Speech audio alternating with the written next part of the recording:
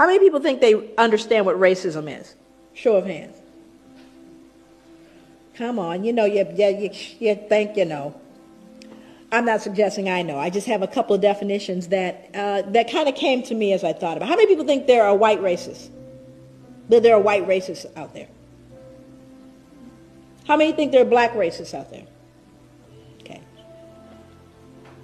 Now, this is an interesting thing because this becomes important as we begin to define concepts. Now, I do that.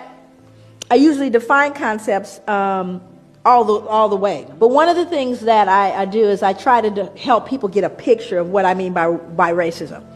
So tell me how it is. The first category is white racism, then we'll deal with black racism. So white racism.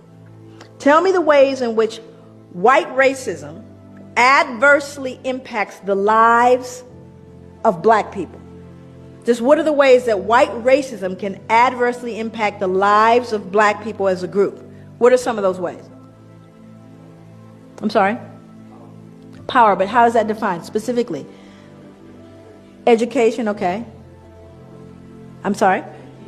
Economically, employment. What else? Housing, what else? Policing. Why are we here today?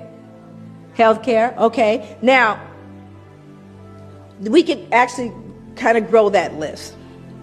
Now we're going to move over to black racism. Tell me the ways in which black racism adversely impacts the lives of white people as an entire group. Thank you. The reason why you become silent, there's one that always comes up, and that's fear. White people are afraid of black people. They are afraid of us. And it's a very interesting thing because black people know it. We know white people are afraid, but you have to start getting into the psychology. What are you afraid of? Why are you afraid? But it's an interesting dynamic. Now, also you see the difference in what racism is, do you not?